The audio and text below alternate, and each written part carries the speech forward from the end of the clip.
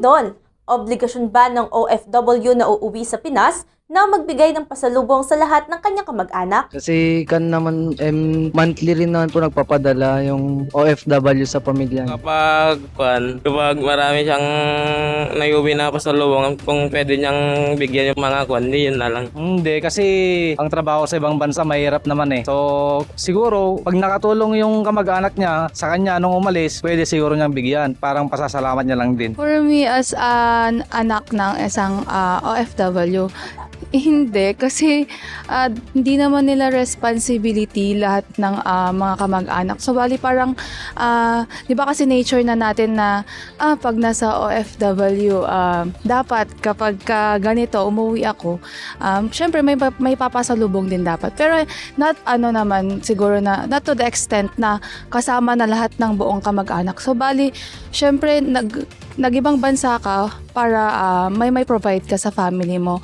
It's not your responsibilities na mag-provide ka rin sa ibang kamag-anak mo. Though okay lang magbigay, pero hindi po siya pwede na to the extent nga po na ayun na, lahat na sila kasi may responsibility ka po sa pamilya mo and may kailangan ka pong i-provide. Hindi po, kasi unang-una, yung pinaghirapan ng OFW, hindi naman sila nakaambag dun sa hirap ng OFW. Kaya siguro magbibigay siya yung gusto niyang bigyan. Pero hindi po obliga na bibigyan lahat ng kamag-anak. Kasi sabi ko nga po hindi naman lahat ng kamag-anak may naiambag na before umalis yung OFW.